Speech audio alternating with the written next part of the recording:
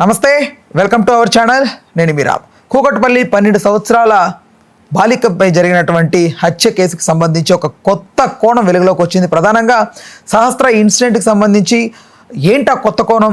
అసలు తల్లిదండ్రులే నిందితులు కొంతమంది అంటే కాదు ఇంటి కింద ఉన్నటువంటి సెకండ్ ఫ్లోర్ వ్యక్తే కారణమని ఇంకొంతమంది, లేదు బయట వ్యక్తి, చాలా రకాల స్పెక్యులేషన్స్ మాట్లాడుతుంటే అసలు వాస్తవం ఏంటి, అసలు ఈ కేసు ఎంతవరకు పురోగతి చెందిన అంశం గురించి మనతో మాట్లాడడానికి సినీ మరియు రాజకీయ విశ్లేషకులు రాసి విజ్ఞాన్ గారు ఉన్నారు. ఆయనతో మాట్లాడదాం. నమస్తే అన్న. ఏంటి ఇన్సిడెంట్? మహా నేరాలు కూడా చాలా సింపుల్గా తెలిసిపోతాయి మనకి. పైగా ఈ టెక్నాలజీ అభివృద్ధి ఇప్పుడున్న ప్రజెంట్ టెక్నాలజీ పరంగా చూసుకుంటే. అండ్ నెక్స్ట్ సరే, ఈ హత్య జరిగిన సైజుకి ఆ సిట్యుయేషన్కి అసలు మ్యాచింగే లేవు. చూడు, సింపుల్గా చెప్పాలి, నువ్వు చంపడం వేరు, అడ్డొస్తే చంపడం వేరు, తిరగబడితే చంపడం వేరు, అడ్డు తొలగించుకుందామని చంపడం వేరు, కసి తీరా చంపడం వేరు.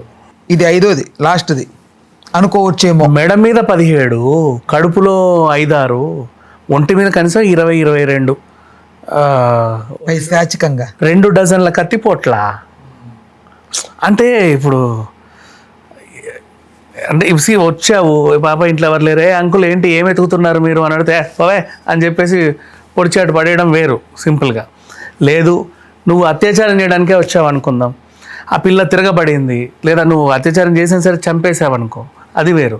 కసితీరా అసలు ఎంత పగుంటే అసలు మనిషికి రగిలిపోయి ఈరోజు నేను నా పగ తీర్చుకున్నాను అనే రేంజ్లో పొడి చేసావు నువ్వు. నీలో అంత పగ పెంచడానికి అవతల క్యారెక్టర్ 12 ఏళ్ళు, 10-11-12 ఏళ్ళు. ఏం చేస్తుంది పోనీ ఆ అమ్మాయి 20 ఏళ్ళ అమ్మాయి అనుకో, నీతో ప్రేమించడం ఒప్పుకోలేదో ఇంకేదో అన్నా సరే, నువ్వు ఏ యాసిడ్ పోయడమో లేకపోతే గొంతు కోసిపోవడమో, ప్రేమోన్మాదులు చేస్తారు చూసావా. ఒకవేళ సైకో కిల్లరా? అదే అక్కడికే వస్తున్నా, ప్రేమోన్మాదులు చేస్తారు. అది వేరు. ఈ అమ్మాయికి నిన్ను ప్రేమోన్మాదం చేసే వయసు కూడా కాదు. అని అంటే అట్లా కాదు, ప్రేమ ఉన్మాదనే కాదు, ఒక సైకో ఎవడన్నా మరి మెంటల్లీ డిస్టర్బ్ అయిపోయి సంథింగ్ ఏదన్నా టర్న్ తీసుకొని ఏదన్నా అట్లా. సైకో ఒకవేళ పొడవాలి అనుకుంటే ఇక్కడ ఇంకొకటి, ఈ సైకో దగ్గర ఆగిపో, మళ్ళీ సైకో క్యారెక్టర్ తెద్దాం. ఇప్పుడు ఈ అమ్మాయి చనిపోవడానికే ఆ రోజు ఇంట్లో ఉంది తెలుసా. రీజన్, స్కూల్లో స్పోర్ట్స్ మీట్ అని చెప్పి ఇంట్లో ఉండింది. ఎలాగో వర్షాలు, క్లైమేట్ బాగాలేదు, ఎందుకు పోదాంలే, అదొకటి. నెక్స్ట్, తమ్ముడికి క్యారేజ్ ఇవ్వాలి కదా. ఈ ఎపిసోడ్ చూడు, తల్లి ఎవరికో చెప్పింది ఇంటికి వెళ్ళి క్యారేజ్ తీసుకొని కొడుక్కి ఇవ్వాలి, చిన్న కొడుక్కి సాధ్విన్కి ఇవ్వాలి. పిల్లోడు స్కూల్ ఎక్కడో ఉండాలి కదా, అంటే కనీసం బండి మీద వెళ్ళి ఇచ్చే అంత ఉండాలి. పిల్లోడు స్కూల్ ఎక్కడ అంటే వీళ్ళ ఇంటి పక్కనే రావు స్కూల్. ఇప్పుడు హత్య జరిగిన హౌస్ ఉందా, ఆ పక్కన ఇంకో చిన్న బిల్డింగ్ ఉంటుంది ఇంతే, దాని పక్కనే రావు స్కూల్. అంటే క్యారేజ్ ఈ పిల్ల కూడా దిగి తమ్ముడికి ఇచ్చి వెళ్ళొచ్చు, లేదన్నా తమ్ముడు కూడా ఇంటికి వచ్చి క్యారేజ్ తీసుకొని కూడా వెళ్ళొచ్చు, లేదా ఇంట్లో తినేసి కూడా వెళ్ళొచ్చు. క్యారేజ్ సిచ్యువేషన్ని హైలైట్ చేస్తే ఇక్కడ. నెక్స్ట్, కొంతమంది తల్లిని అనుమానిస్తున్నారు, ఎందుకు అనేది కూడా చెప్తా. హత్య చేసిన వాడు సర్జికల్ బ్లేడ్తో చేసాడు, సర్జికల్ నైఫ్.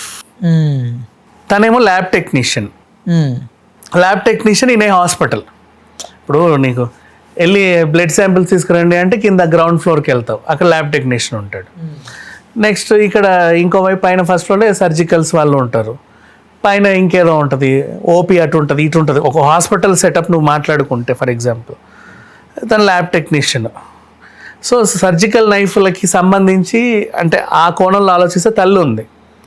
ఒకవేళ పొడిచినోడు స్క్రూ డ్రైవర్తోనో కటింగ్ ప్లేట్తో పోలిస్తే తండ్రిని అనుమానించవచ్చు, ఎందుకంటే తను మెకానిక్ కాబట్టి. ఇట్లా రిలేటెడ్ మరి ఇన్ కేసు అంటే అట్లాంటి ఆయుధాలు సపరేట్ కత్తి ఉంటే నువ్వు ఎవరిని ఏం అనలేవు. అంటే స్థానికులు కూడా ఆలోచిస్తారు కదమ్మా ఈ రోజుల్లో. కరెక్ట్. ఇప్పుడు మీ వల్ల మైకులు వెళ్ళినప్పుడు వచ్చిన మాటలే ఇవన్నీ. నేను ఇక్కడ ఒక వర్షన్ అనుకుంటున్నా, ఇది తప్పు రైట్ నాకు తెలియదు.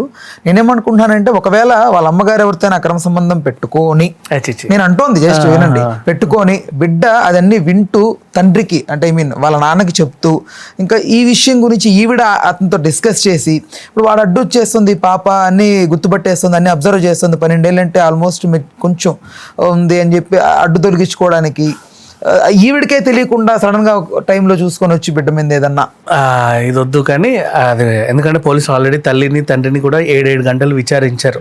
మీకు ఎవరికైనా గొడవలు ఉన్నాయా, పగలు ఉన్నాయా, ప్రతీకారాలు ఉన్నాయా, ఇంకేమన్నా ఉన్నాయా, ఎక్కడ ఎంత వెళ్ళా, పోనీ మీకు ఎవరి మీద అనుమానాలు ఉన్నాయా, నో, 0. ఇకపోతే సైకో అనే క్యారెక్టర్ని ఎంటర్ చేసా కూడా చెప్తున్నా, ఒక నిజంగా సైకోనే చేశాడా అనుకుందాం. పక్కన స్కూల్ కదా, వాడికి నీకు 1000 మంది పిల్లలు ఉన్నారు, ఒంటరిగా ఈ పిల్లే ఉంది కదా, ఈ పిల్ల ఒంటరిగా ఇంట్లో ఉందని సైకోకి ఎలా తెలుసు? తెలుసుకున్నాడేమో, అబ్జర్వ్ చేస్తున్నాడేమో. మేబీ నేను అంటోంది, నేను ఇక్కడ ఏదో పెద్ద సినిమాటిక్ ఆలోచించిన కానీ తయారయ్యారు ఆ విధంగా. ఇంకొన్ని ఒక 12 మర్డర్లన్నా జరగాలి కదా సైకో అంటే. చాలా మంది పిల్లల్ని వెంబడించి స్కూల్కి వెళ్తుంటే ఆ పిల్లల అమ్మాయిలు ఒంటరిగా ఎప్పుడు ఉంటారో కనుక్కొని వాళ్ళని కూడా చంపాలి. సైకో అయితే వాడి మెంటాలిటీ అదే. ఇక్కడ పాప ఇంట్లో ఉంటుందన్న సంగతి ఓన్లీ కొద్ది మందికి, లిమిటెడ్ పీపుల్కి మాత్రమే తెలిసే అవకాశం ఉంది. పైగా వాళ్ళ ఇంటికి ఒక బోర్డు ఉంది, బాయ్స్ ఆర్ నాట్ అలౌడ్ అని. Boys in sense Zepto, Zomato, ఆ పిల్లలు ఈ పిల్లలు ఎవరైనా సరే తలుపు బయటే ఉండాలి. ఏ హౌస్కి కావాల్సిన వాళ్ళు కిందికి వచ్చి గేట్ దగ్గరకు వచ్చి తీసుకొని వెళ్తారు పైకి, లోపలికి అలౌడ్ కూడా లేదు. ఇది బోర్డు ఉంది బయట, ఏదో ప్రీ ప్లాన్డ్ అని అనిపిస్తుంది నాకు బేసిక్గా. ఓన్లీ డ్రైవర్స్ అలౌడ్ అని ఉంటుంది. డ్రైవర్స్ అలౌడా? డ్రైవర్స్ అలౌడ్ అంటారు వాళ్ళకి. మరి ఆ ఇంట్లో ఎవరికి డ్రైవర్ ఉన్నాడో తెలియదు, అట్లా ఉంది. ఒక బోర్డు అయితే ఉంది, వేరే అబ్బాయిలు ఎవరు లోపల. అంటే మొన్న ఇంకొకటి కూడా వచ్చింది, అంటే లైక్ ఇంటి కింద ఉండే సెకండ్ ఫ్లోర్ వ్యక్తి సంథింగ్ ఏదో అని ఏదో ఒకటి తిప్పారు. అట్లా అనుమానిస్తారులే, చుట్టుపక్కల వాళ్ళందరినీ అనుమానించడంలో తప్పు లేదు. ఎందుకంటే ఎక్కడో దగ్గర క్లూ దొరుకుద్ది కదా అన్న ఆశతో అందరినీ విచారిస్తారు. విచారించినంత మాత్రాన వాళ్ళందరూ నిందితులు కాదు పాపం. జస్ట్ విచారించడంలో కూడా తప్పు లేదు, ఎందుకంటే జరిగింది ఒక చిన్న పాప మర్డర్ కాబట్టి అందరినీ అడిగే బాధ్యత పోలీసులకు ఉంది, చెప్పాల్సిన బాధ్యత కూడా వాళ్ళకు ఉంది. మమ్మల్ని ఎలా అడుగుతామని అడుగు. నేను ఇందాక చెప్పాను కదా ఒక ఫినామినా. సో ఇక్కడ ఇంట్రెస్టింగ్ పాయింట్ ఏంటంటే, ఒకవేళ ఈవిడికి తెలియకుండా అతను ఏదో చేసి, ఎవరైతే సోకాల్డ్ అనుకుంటున్నాం ఒక పర్సన్ని చేసిన తర్వాత ఈవిడికి ఇతను చేశాడని తెలిసాక కూడా ఈవిడ చెప్తే బయటికి దాన్ని ఒప్పేసుకుంటే మొత్తం భాగవతం బండారా బయటపడద్దని ఏడుస్తోందా అంటే ఏమో, మేబీ ఛాన్సెస్ ఉన్నాయి. నేను ఇక్కడ ఆవిడకి కూడా తప్పు పట్టట్లేదు, బట్ ఆవిడకి తెలియకుండా కూడా చేసి ఉండొచ్చు కదా అతను అంటున్నాను నేను. So what ever A case అయినా సరే డీసీపీ కానీ ఏసీపీ కానీ ప్రెస్ మీట్ పెట్టేంత వరకు మనకు మాట్లాడే హక్కు లేదు. కనీసం ఆలోచించకూడదా? అదే, ఆలోచించే హక్కు లేదు, మాట్లాడే హక్కు ఉంది. ఇలా ఇన్సిడెంట్ జరిగింది అని చెప్పుకోవచ్చు, ఏం జరిగిందో మాట్లాడుకోవచ్చు. ఇలాగే జరుగుంటుందేమో అని మనం స్పెక్యులేట్ చేయకూడదు. మనకు అభిప్రాయాలు ఉంటే ఉండొచ్చు కానీ మనలో పెట్టుకోవాలి. నిజమే, ఎందుకంటే రేపటి రోజు అంటున్నా అంతే. రేపటి రోజు ఇంకేదన్నా అయిందనుకో, మన వీడియో చూసి ఇంకొంతమంది ఇంకోలాగా ఆలోచిస్తూ ఉంటారు. అది అంటే మనం డైవర్ట్ చేసినట్టు ఉంటుంది. బట్ ఏదేమైనప్పటికీ ఇంత టెక్నాలజీ డెవలప్ అయినా ఒక చిన్న పాపని ఒకడు కసితీరా చెప్పినా తెలుసుకోలేకపోతున్నాం. చూడు, ఇప్పటికి 4 రోజులు అయిందా, 5 days అయిపోయింది, 3 days completed, 3rd day complete. తెలుసుకోలేకపోతున్నాం, అది ఇంకా దాంట్లో మనం ఏం మాట్లాడతాం. ఇటు కేసుకి సంబంధించి పురోగతి ఏదైనా దొరికితే స్థానికులు మాత్రం బాగా యూటిలైజ్ చేసుకుంటున్నారు ఈ కేసుని. ఏంటంటే మీడియా వాళ్ళు, పోలీసులు వచ్చారనుకో, అవునండి ఆ వెనక వీధిలో కూడా గంజాయి బ్యాచ్ ఉండేది, కుర్రోళ్ళందరూ అక్కడ కూర్చొని ఏవేవో చేసేవాళ్ళు, ఇక్కడ అట్లుండేది, అక్కడ ఉండేది, కాలనీ సమస్యలని చెప్పుకుంటున్నారు. ఒక ఇన్సిడెంట్ జరిగింది కదా అని చెప్పేసి ఎప్పుడు మైకులు వచ్చినా కాలనీలో ఉన్న సమస్యలన్నీ చెప్పేసుకుంటున్నారు వాళ్ళు. నవ్వుకుంటా కెమెరా వెనక్కి పోయే వాళ్ళు కొంతమంది.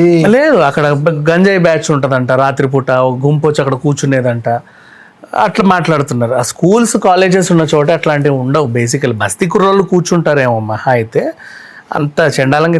నేను ఇందాక అది ఏందో మరి అది అంటే అంత పైశాచికంగా ఒక ఆడబిడ్డని, చిన్నపిల్ల మెడ మీదే ఒక 17 కత్తిపోట్లు, అంత కచ్చిగా. అదే చెప్తున్నా, చంపడం వేరు, అడ్డొస్తే చంపడం వేరు, అత్యాచారం చేసి చంపడం వేరు, ఇవన్నీ వేరు. ఎదురు తిరిగితే చంపడం వేరు, కసి తీరా చంపడం వేరు. అంత కసి, అంత కక్ష అంటే అసలు ఇక అదేంటి ముక్కలు నరుకుతూ ఉంటారు చూడు. ఒకప్పుడు మనం మాట్లాడుకుని అందరూ నరికేవాళ్ళు ముక్కలు. అంటే హిస్టీరియా గురి, కోపావేశాలు కంట్రోల్ చేసుకోలేక అంత కోపం, నువ్వు అంత కోపగించుకునే అంత సైజు కూడా కాదు ఆ పిల్లది. అదే నిన్ను రెచ్చగొట్టేంత సైజు కాదు, నీకు కోపం తెప్పించే సైజు కూడా కాదు. ఎట్లా అది అసలు. Right, okay. దీనికి సంబంధించి ఏదన్నా ఒక ఇన్ఫర్మేషన్ వస్తే మరొక వీడియో చేద్దామన్నా. Thanks for information.